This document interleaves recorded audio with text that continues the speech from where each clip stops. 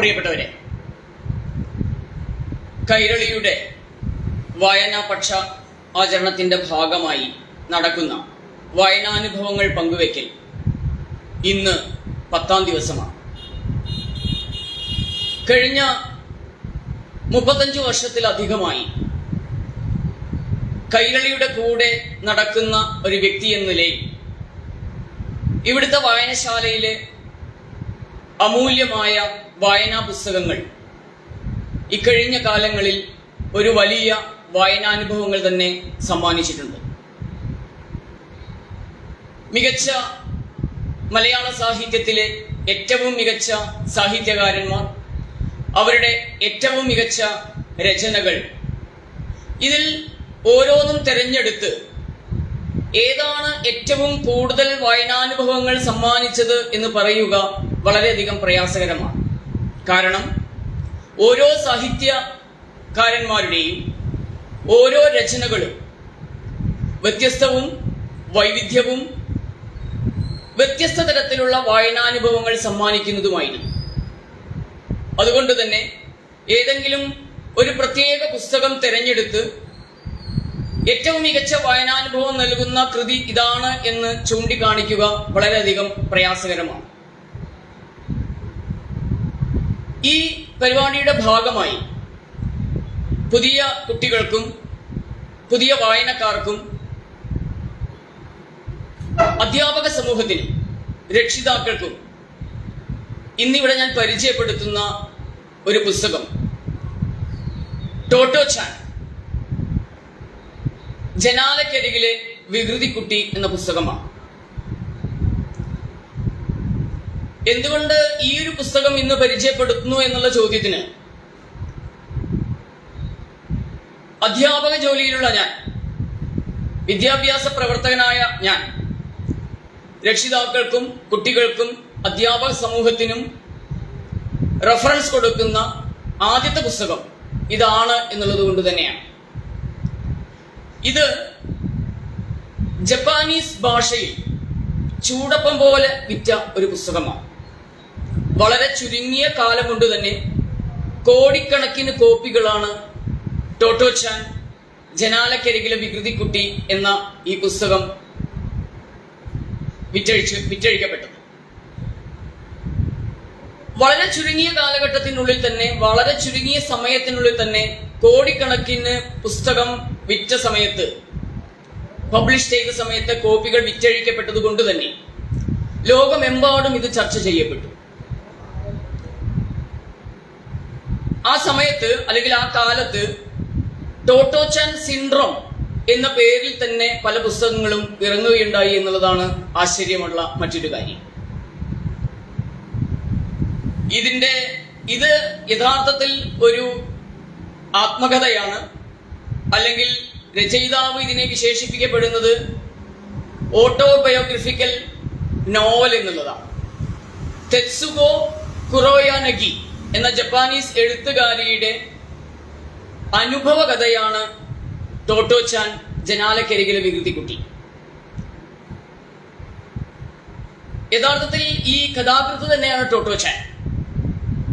കഥാകൃത്ത് ചെറുപ്പകാലത്തിലെ കുട്ടിക്കാലത്ത് അറിയപ്പെട്ടിരുന്നത് ടോട്ടോ ചാൻ എന്ന പേരിലാണ്. അപ്പൊ തന്റെ ജീവിത കഥയാണ്, തന്റെ അനുഭവ കഥയാണ് ഈ പുസ്തകത്തിലൂടെ രചയിതാവ് മുന്നോട്ട് വെച്ചിട്ടുള്ളത്. ഇതിന്റെ മലയാള പരിഭാഷ പ്രശസ്ത കവിയായ അൻവർ അലിയാണ് രചിച്ചിട്ടുള്ളത്, മലയാള പരിഭാഷപ്പെടുത്തിയിട്ടുള്ളത്. ഇതിന്റെ ആദ്യ പ്രസിദ്ധീകരണം ചെയ്തിരിക്കുന്നത് കേരള ശാസ്ത്ര സാഹിത്യ പരിഷത്താണ്. ഇപ്പോൾ ഇത് നാഷണൽ ബുക്ക് ട്രസ്റ്റ് ഇന്ത്യയാണ് പബ്ലിഷ് ചെയ്യുന്നത്. ഇനി പുസ്തകത്തിലേക്ക് വന്നാൽ, പുസ്തകം തുടങ്ങുന്നത് തന്നെ, അല്ലെങ്കിൽ ഇതിലെ രചന ആദ്യത്തെ അധ്യായം തുടങ്ങുന്നത് തന്നെ ടോട്ടോ ചാന്റെ വികൃതിയെ കുറിച്ചിട്ടുള്ളതാണ്. അമ്മ ടോട്ടോ ചാനെ 1ാം ക്ലാസ്സിലാണ്, 7 വയസ്സുകാരിയായ ടോട്ടോ ചാനെ 1ാം ക്ലാസ്സിലേക്ക് ഒരു പുതിയ വിദ്യാലയത്തിലേക്ക് പ്രവേശിപ്പിക്കുകയാണ്.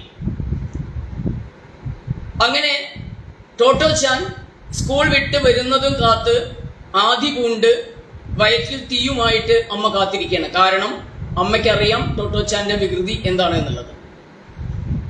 പുതിയ സ്കൂള് എങ്ങനെയുണ്ട് എന്നുള്ള ചോദ്യത്തിന് എനിക്ക് വളരെ നന്നായി ഇഷ്ടപ്പെട്ടു. കാരണം നമ്മുടെ വീട്ടിലെ മേശ വലിച്ചാണ് തുറക്കുന്നത്, പക്ഷെ സ്കൂളിലെ മേശ മുകളിലേക്ക് തുറന്നാണ് അടയ്ക്കുക. അപ്പോൾ എനിക്കത് മുകളിലേക്ക് തുറക്കാം, താഴേക്ക് ടപ്പേ എന്ന് താഴത്തേക്ക് ഇടാം, വീണ്ടും തുറക്കാം, വീണ്ടും ടപ്പേ എന്ന് താഴത്തേക്ക് ഇടാം എന്നാണ് ടോട്ടോച്ചാൻ അമ്മയ്ക്ക് മറുപടി കൊടുത്തത്. അപ്പോൾ തന്നെ അമ്മയുടെ വയറ്റില് വലിയൊരു ആദി കയറിയിട്ടുണ്ട്. പിന്നെ ടീച്ചറുടെ വിളി വരികയാണ്. 2-3 ദിവസങ്ങൾക്കുള്ളിൽ ടോട്ടോച്ചാന്റെ പുതിയ വിദ്യാലയത്തിലെ ടീച്ചറുടെ വിളി വരികയാണ്. ടോട്ടോച്ചാനെ സ്കൂളിൽ നിന്നും എത്രയും പെട്ടെന്ന് കൊണ്ടുപോകണമെന്ന് പറഞ്ഞു. അമ്മ സ്കൂളിലേക്ക് പോകുന്നു. ടോട്ടോച്ചാന്റെ ക്ലാസ് ടീച്ചറെ കാണുന്നു. അപ്പോ ആ ഒരാഴ്ചക്കുള്ളിൽ ടോട്ടോച്ചാൻ അവരെ ബുദ്ധിമുട്ടിപ്പിച്ച കാര്യങ്ങൾ ടീച്ചർ വിശദീകരിക്കുകയാണ്. മേശ തുറക്കുന്നു, പെൻസിൽ എടുക്കുന്നു, എഴുതുന്നു, ഒരക്ഷരം എഴുതുന്നു. അതിനുശേഷം അയ്യോ എന്റെ അക്ഷരം തെറ്റിപ്പോയേ എന്ന് പറഞ്ഞ് മേശ തുറക്കുന്നു, റബ്ബർ എടുക്കുന്നു, ടപ്പേ എന്ന് വാതിലടയ്ക്കുന്നു, മായ്ക്കുന്നു, വീണ്ടും റബ്ബർ ഉള്ളിലേക്ക് വെക്കാനായിട്ട് മേശ തുറക്കുന്നു, റബ്ബർ ഉള്ളിലേക്ക് വെക്കുന്നു, മേശ ടപ്പേ എന്ന് അടയ്ക്കുന്നു. അങ്ങനെ ഓരോ അക്ഷരം എഴുതുന്നതിനും ഇത്തരം കാര്യങ്ങൾ തുടർന്ന് പോവുകയാണ്. പിന്നെ അടുത്തൊരു പരാതി അധ്യാപകർ ടോട്ടോച്ചാനെ കുറിച്ച് പറഞ്ഞത്, നോട്ട് പുസ്തകത്തിൽ വരയ്ക്കാൻ പറഞ്ഞാൽ നോട്ട് പുസ്തകത്തിൽ നിന്ന് ഡെസ്കിലേക്കും ഡെസ്കിൽ നിന്ന് ചുമരിലേക്കും ആ വര നീണ്ടുപോകുന്നു എന്നുള്ളതാണ്. പിന്നെ മറ്റൊരു വികൃതി, ഈ വിദ്യാലയം ഒരു തെരുവിന്റെ പക്കത്താണ്, റോഡ് സൈഡിലാണ് ഉള്ളത്. ജനാലയ്ക്കരികിൽ ചെന്ന് എപ്പോഴും പുറത്തുള്ളവരെ വിളിക്കുന്നു എന്നുള്ളതാണ്. അതിൽ നാടോടി പാട്ടുകാർ പോകുന്നുണ്ട്, അവരോട് പാട്ടുപാടാൻ ആവശ്യപ്പെടുന്നു. ആ റോഡിലൂടെ പോകുന്നവരെ മുഴുവൻ സ്കൂളിലേക്ക് വിളിച്ചു വരുത്തുന്നു. അങ്ങനെ ഈ അധ്യാപകർക്ക് കുട്ടിയായ 1-ാം ക്ലാസ്സുകാരിയായ 7 വയസ്സുകാരിയായ ടോട്ടോച്ചാനെ ഒട്ടും ഉൾക്കൊള്ളാൻ പറ്റാത്ത രീതിയിലാണ് പോയത്. അങ്ങനെ ടോട്ടോച്ചാനെ ഈ വിദ്യാലയത്തിൽ നിന്നും പുറത്താക്കുകയാണ്. അമ്മ വളരെയധികം വിഷമിച്ചു. എന്താണ് ചെയ്യേണ്ടതെന്ന് അറിയില്ല. അങ്ങനെ അമ്മ ടോട്ടോച്ചാനെ പുതിയ ഒരു സ്കൂളിലേക്ക് വിടുകയാണ്, അന്വേഷിക്കുകയാണ്. അത് അവിടെ അടുത്തു തന്നെയുള്ള ടോമോസ് എന്ന് പറയുന്ന സ്കൂളാണ്. ടോമോസ് സ്കൂള്. ഇവിടെ സ്കൂളിൽ എത്തിയപ്പോൾ തന്നെ സ്കൂളിന്റെ അന്തരീക്ഷം ടോട്ടോച്ചാന് വളരെയധികം ഇഷ്ടപ്പെട്ടു. കാരണം അന്നുവരെ കണ്ടിട്ടില്ലാത്ത തരത്തിലുള്ള ഒരു പുതിയ അന്തരീക്ഷമാണ് സ്കൂളിൽ അവൾ കണ്ടത്. പഴയ തീവണ്ടി കോച്ചുകളാണ് ക്ലാസ് മുറികളായിട്ട് ഉണ്ടാക്കിയിരിക്കുന്നത്. അപ്പോൾ അവൾ അമ്മയോട് ചോദിക്കുന്നുണ്ട്, ഇത് തീവണ്ടി സ്റ്റേഷൻ ആണോ അതോ സ്കൂളാണോ എന്നുള്ളത്. അമ്മ മിണ്ടാതിരിക്കാൻ പറഞ്ഞ് അവളുടെ കൈ മുറുകെ പിടിച്ച് ഹെഡ് മാസ്റ്ററുടെ മുറിയിലേക്ക് കൊണ്ടുപോവുകയാണ്. ഹെഡ് മാസ്റ്ററെ കണ്ട സമയത്ത് ടോട്ടോച്ചാൻ ചോദിക്കുന്നു, നിങ്ങൾ സ്റ്റേഷൻ മാഷാണോ അതോ ഹെഡ് മാഷാണോ എന്നുള്ളത്. അപ്പോൾ തന്നെ ഹെഡ് മാഷ്ക്ക് പുതിയ കുട്ടിയെ കുറിച്ചുള്ള ഒരു ഇത് മനസ്സിലാവുകയാണ്. അമ്മയോട് കുറച്ചു നേരം മാറി നിൽക്കാൻ പറയുകയാണ്. പിന്നെ അവിടുന്ന് അങ്ങോട്ട് 4 മണിക്കൂർ നേരം, തുടർച്ചയായ 4 മണിക്കൂർ നേരം കുഞ്ഞു ടോട്ടോച്ചാൻ ആ സ്കൂളിലെ പ്രധാന അധ്യാപകനുമായിട്ട് സംസാരിക്കുകയാണ്. പ്രധാനാധ്യാപകനെ ഒന്നും സംസാരിക്കാൻ അവൾ അനുവദിക്കുന്നില്ല. അവൾ സ്കൂളിലേക്ക് വന്നതും വരുമ്പോൾ കണ്ടതുമായ കാഴ്ചകള്, വീട്ടിലെ കാഴ്ചകള്, വീട്ടിലെ പട്ടിക്കുട്ടിയുടെ കഥകള്, അങ്ങനെ ആ കുഞ്ഞു ടോട്ടോച്ചാൻ 4 മണിക്കൂർ നേരം തുടർച്ചയായിട്ട് ആ സ്കൂളിലെ പ്രധാന അധ്യാപകനായ കോബയാഷി മാഷോട് സംസാരിക്കുകയാണ്. അങ്ങനെ അവസാനം കോബയാഷി മാഷ് പറയുകയാണ്, തീർച്ചയായിട്ടും നീ നല്ലൊരു കുട്ടിയാണ്, നീ ഈ സ്കൂളിലെ കുട്ടിയാണ്. അങ്ങനെ മാഷ് ഈ കുട്ടിയെ ഈ വിദ്യാലയത്തിൽ പ്രവേശിപ്പിക്കുകയാണ്. അവിടുന്ന് അങ്ങോട്ട് ടോട്ടോച്ചാൻ എന്ന വികൃതി പെൺകുട്ടി തെത്സുഗോ കുറയോനഗി എന്ന ജപ്പാനിലെ പ്രസിദ്ധ എഴുത്തുകാരിയും യൂണിസെഫിന്റെ ബ്രാൻഡ് അംബാസിഡറുമായി മാറുന്ന അവസ്ഥയിലേക്കുള്ള അവളുടെ ഒരു വിദ്യാഭ്യാസ യാത്രയാണ് ഈ പുസ്തകത്തിന്റെ ബാക്കി പേജുകളിൽ ഉള്ളത്. അന്ന് വരെ ഉണ്ടായിരുന്ന പരമ്പരാഗതമായ സ്കൂൾ വിദ്യാഭ്യാസത്തെ പൊളിച്ചടുക്കിക്കൊണ്ട് മുന്നോട്ട് വെച്ച കോബയാഷി മാഷ് മുന്നോട്ട് വെച്ച ഒരു പുതിയ വിദ്യാഭ്യാസ രീതിയാണ് ആ സ്കൂളിൽ നടപ്പിലാക്കിക്കൊണ്ടിരുന്നത്. ഒരു പുതിയ അധ്യയന രീതിയാണ് ആ സ്കൂളിൽ നടപ്പാക്കിക്കൊണ്ടിരുന്നത്. ഓരോ കുട്ടിയെയും വ്യക്തിപരമായി അംഗീകരിച്ചുകൊണ്ട്, ഓരോ കുട്ടിയുടെയും വ്യക്തിത്വം അംഗീകരിച്ചുകൊണ്ട്, ഓരോ കുട്ടിയെയും അംഗീകരിച്ചുകൊണ്ട്, ഓരോ കുട്ടിയും ഒരു വ്യക്തിയാണ് എന്ന് പരിഗണിച്ചുകൊണ്ട്, ആ കുട്ടിയുടെ ഇഷ്ടങ്ങൾ പരിഗണിച്ചുകൊണ്ട്, ആ കുട്ടിയുടെ അനിഷ്ടങ്ങൾ പരിഗണിച്ചുകൊണ്ടുള്ള വിദ്യാഭ്യാസ രീതിയാണ് കോബയാഷി മാഷ് ഈ ടോമോ സ്കൂളിൽ നടപ്പാക്കിക്കൊണ്ടിരുന്നത്. ഇതില് മാസ്റ്ററുടെ ഇവിടുന്ന് അങ്ങോട്ടുള്ള ഓരോ പേജുകളിലും ആ സ്കൂളിൽ ടോട്ടോച്ചാൻ അനുഭവിച്ച വ്യത്യസ്തമായ അനുഭവങ്ങളാണ് പറയുന്നത്.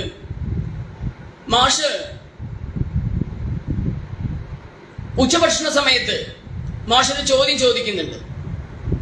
കടലിൽ നിന്നുള്ള പങ്കും മലകളിൽ നിന്നുള്ള പങ്കും എല്ലാവരും കൊണ്ടുവന്നിട്ടുണ്ടോ? കടലിൽ നിന്നുള്ള പങ്കും മലകളിൽ നിന്നുള്ള പങ്കും എല്ലാവരും കൊണ്ടുവന്നിട്ടുണ്ടോ എന്നുള്ള ചോദ്യം എല്ലാ ദിവസവും മാഷ് ചോദിക്കുകയാണ്. അപ്പോ ഇതെന്താ സംഭവം എന്ന് വെച്ചാൽ, കുട്ടികളിൽ സമീകൃതമായ പോഷകാഹാരം കഴിക്കുന്നുണ്ടോ എന്ന് ഉറപ്പുവരുത്താൻ വേണ്ടി മാഷ് ചോദിക്കുന്ന ചോദ്യമാണ്.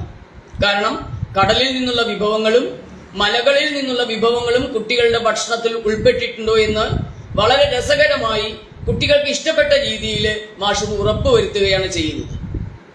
മറ്റൊരു സന്ദർഭം ഉള്ളത്, സാമ്പ്രദായിക വിദ്യാഭ്യാസ രീതിയിൽ നിന്നും വ്യത്യസ്തമായിട്ട് ആ സ്കൂളിൽ ടോട്ടോച്ചാൻ അനുഭവപ്പെട്ടത് തീവണ്ടിപ്പള്ളിക്കൂടത്തിലെ പഠനം എന്നത് തന്നെ വിചിത്രമായ ഒരു ഏർപ്പാടാണ് എന്നുള്ളതാണ് രചയിതാവ് പറയുന്നത്. കാരണം സാമ്പ്രദായികമായ സ്കൂൾ വിദ്യാഭ്യാസം ക്ലാസ് റൂമിലെ ഇരിപ്പിടത്തിൽ നിന്നും വ്യത്യസ്തമായിട്ട് ഇവിടെ ആർക്കും എപ്പോഴും എവിടെ വേണമെങ്കിലും ഇരിക്കാം എന്നുള്ളതാണ്. തങ്ങളുടെ ഇരിപ്പിടം തങ്ങൾക്ക് യഥേഷ്ടം തിരഞ്ഞെടുക്കാനുള്ള ഒരു അവകാശമുണ്ട് എന്നതാണ് ഈ സ്കൂളിന്റെ പ്രത്യേകത. ഇതും ടോട്ടോച്ചാന് പുതിയ കാര്യമായിട്ട് അനുഭവപ്പെടുകയാണ്. പുതിയ രീതിയുമായിട്ട് അവൾ വേഗത്തിൽ ഇണങ്ങി വരികയാണ്. പിന്നെ കുറച്ചുകൂടി കഴിഞ്ഞാണ് മാഷുടെ കടലിൽ നിന്നുള്ളൊരു പങ്കുണ്ടോ മലകളിൽ നിന്നുള്ളൊരു പങ്കുണ്ടോ എന്നുള്ള ചോദ്യത്തിന്റെ അർത്ഥം അവൾക്ക് മനസ്സിലാവുന്നത്. നിയന്ത്രിതമായ പോഷകാഹാരത്തെയാണ് കോബയാഷി മാഷ് ഇങ്ങനെ വിശേഷിപ്പിക്കുന്നത് എന്നുള്ളതും, സമീകൃതമായ പോഷകാഹാരം കുട്ടികൾക്ക് ലഭിക്കേണ്ടതാണ് എന്നുള്ളതും, അത് ഉറപ്പുവരുത്തുന്നുണ്ട്, രക്ഷിതാക്കൾ അത് ഉറപ്പുവരുത്തുന്നുണ്ട് എന്നുള്ളതുമൊക്കെ കൃത്യമായിട്ട് കോബയാഷി മാഷ് ഇത്തരത്തിലുള്ള സമീപനത്തിലൂടെ ഉറപ്പുവരുത്തുകയാണ്. പിന്നീട് അവിടുന്ന് അങ്ങോട്ട് രസകരമായിട്ടുള്ള മറ്റുള്ള വിദ്യാലയത്തിൽ നിന്നും വ്യത്യസ്തമായിട്ടുള്ള അനുഭവങ്ങളാണ് ഓരോ കുട്ടികൾക്കും ഇവിടെ അനുഭവപ്പെടുന്നത്. ഈ വിദ്യാലയത്തിലെ മറ്റൊരു പ്രത്യേകത പേടിയില്ല പരീക്ഷയാണ്. സാധാരണഗതിയിൽ പരീക്ഷ എന്ന് പറയുന്നത് ഏത് കുട്ടികൾക്കും നെഞ്ചിടിപ്പുള്ളൊരു കാര്യമാണ്. പക്ഷേ ഈ വിദ്യാലയത്തിൽ ഒരു കുട്ടിക്കും പേടിയില്ലാത്ത തരത്തിലാണ് പരീക്ഷകൾ നടപ്പിലാക്കിയിരുന്നത്. മാത്രമല്ല, പ്രകൃതിയെ അറിഞ്ഞുകൊണ്ടുള്ള നടത്തങ്ങള്, രാത്രികാലങ്ങളിലുള്ള ക്ലാസ്സുകള്, രാത്രിയെ അറിയല് തുടങ്ങിയ കാര്യങ്ങളൊക്കെ കോബയാഷി മാഷ് തന്റെ വിദ്യാലയത്തിൽ നടപ്പിലാക്കിയിരുന്നു. മറ്റൊരു രസകരമായിട്ടുള്ള കാര്യം, ഇന്ന് നമുക്കറിയാം, നമ്മുടെ സ്കൂൾ സമ്പ്രദായത്തില് നമ്മൾ ഓരോ കുട്ടിയെയും സ്കൂളിലേക്ക് അയക്കുന്ന സമയത്ത് എത്ര മികച്ച രീതിയിലാണ് വസ്ത്രധാരണം ചെയ്ത് അയക്കേണ്ടത് എന്നുള്ളത് രക്ഷിതാക്കൾ തമ്മിൽ മത്സരമാണ്, അല്ലെങ്കിൽ സ്കൂളുകൾ തമ്മിൽ മത്സരമാണ്. പക്ഷേ ഏറ്റവും പഴകിയ വസ്ത്രങ്ങൾ അണിയിച്ച് സ്കൂളിലേക്ക് അയച്ചാൽ മതി എന്നുള്ളതാണ് മാഷ് രക്ഷകർത്താക്കളോട് ആവശ്യപ്പെടാറ്. കാരണം സ്കൂൾ വിദ്യാഭ്യാസത്തില് സ്കൂളിൽ പഠിക്കാൻ വരുന്ന സമയത്ത് അതിൽ ചെളി പുരളണം, കീറണം എന്നൊക്കെയായിരുന്നു മാഷുടെ അഭിപ്രായം. വീണ്ടും ഇത്തരത്തിലുള്ള വളരെ രസകരമായ രീതിയിൽ കൂടെയാണ് ടോട്ടോച്ചാൻ ടോമോ സ്കൂളിൽ പരിശീലനം പൂർത്തിയാക്കുന്നത്. സാധാരണഗതിയിൽ ജപ്പാനീസ് സംസ്കാരം അനുസരിച്ച് ഭക്ഷണ സമയത്ത് കുട്ടികളൊന്നും സംസാരിക്കാൻ പാടില്ല എന്നുള്ളതാണ് അവിടുത്തെ ഒരു അലിഖിതമായ നിയമം. പക്ഷേ മാഷ് തന്റെ സ്കൂളിൽ ഭക്ഷണം കഴിക്കുന്നതിന് മുമ്പ്, ഉച്ചഭക്ഷണം കഴിക്കുന്നതിന് മുമ്പ് എല്ലാ കുട്ടികളെയും ആ ഡൈനിങ് ഹാളിൽ ഇരുത്തി ഓരോരുത്തരെയും ഓരോ കാര്യങ്ങളെക്കുറിച്ച് പ്രസംഗിപ്പിക്കാറുണ്ട്.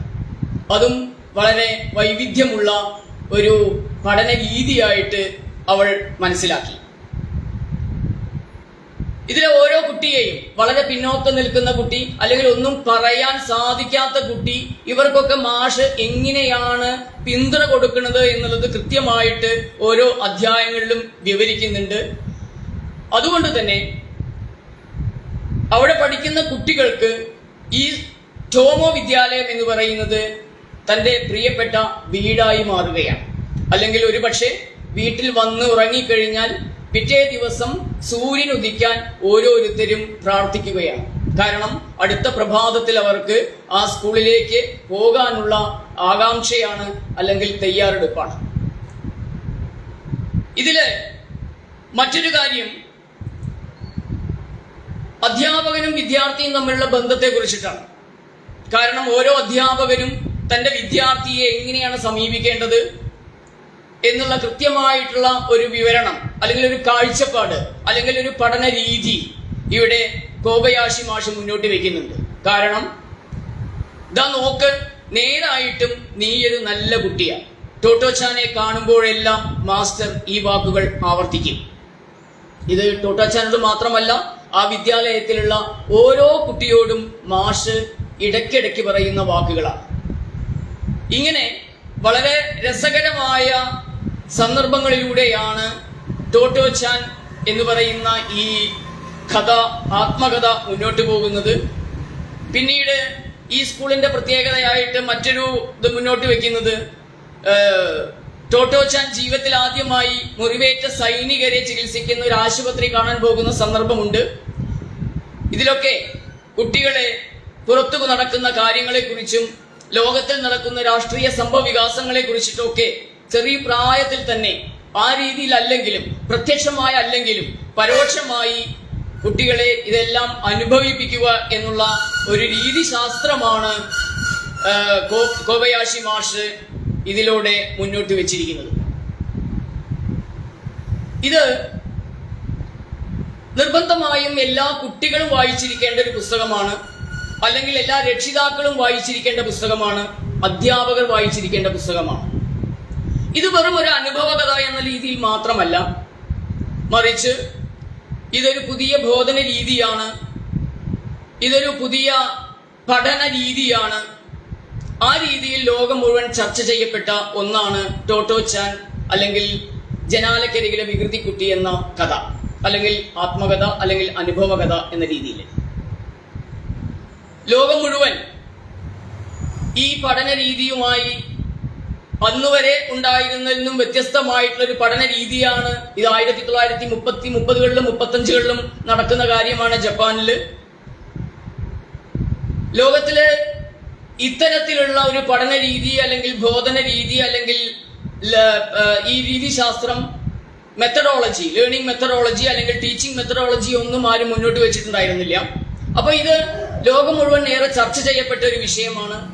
ഇന്നും ലോകത്ത് പല സർവകലാശാലകളിലും അല്ലെങ്കിൽ അധ്യാപന വിദ്യാഭ്യാസ കേന്ദ്രങ്ങളിലൊക്കെ ടോട്ടോച്ചാൻ ഇന്നും ഒരു പഠന വിഷയമാണ്.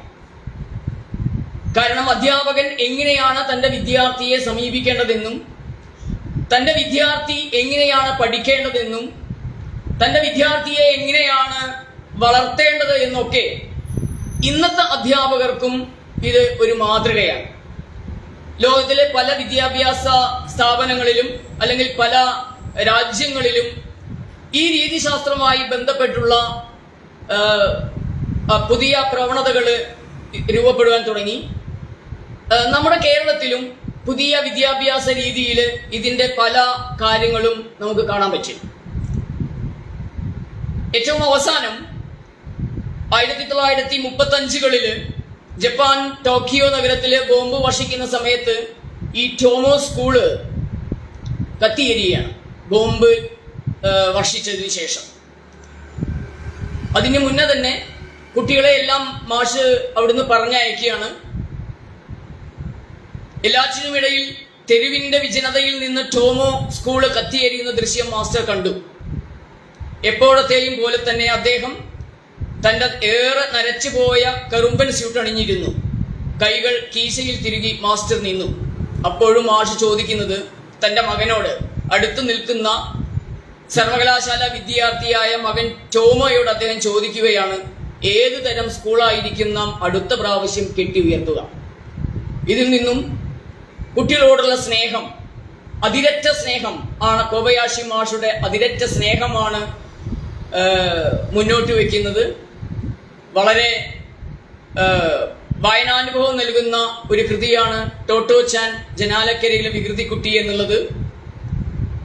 എല്ലാ വിദ്യാർത്ഥികളും അധ്യാപകരും രക്ഷിതാക്കളും നിർബന്ധമായും വായിച്ചിരിക്കേണ്ട ഒരു പുസ്തകമാണ് എന്ന നിലയ്ക്കാണ് ഈ ദിവസം ഞാൻ ഈ ഒരു പുസ്തകം മുന്നോട്ട് വയ്ക്കുന്നത്. തീർച്ചയായും വികൃതിയായ ടോട്ടോ ചാനിൽ നിന്നും യൂണിസെഫിന്റെ ഗുഡ്വിൽ അംബാസിഡറായി മാറിയ തെത്സുഗോ കുറയോനഗിയുടെ ഈ ആത്മകഥ ഏവരെയും അതിശയിപ്പിക്കുന്നതാണ്, അമ്പരപ്പിക്കുന്നതാണ്.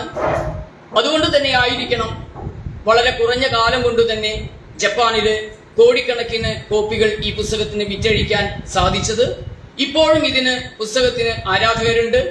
കേരളത്തിൽ മലയാളത്തിൽ 1,00,000-ലേറെ കോപ്പികൾ വിറ്റഴിക്കപ്പെട്ട ഒരു പുസ്തകമാണ് ഇത്. ഈ പുസ്തകം വായനാ ദിനത്തിന്റെ ഭാഗമായി, വായനാനുഭവത്തിന്റെ ഭാഗമായി നിങ്ങളുടെ മുന്നിലേക്ക് ഞാൻ സമർപ്പിക്കുകയാണ്.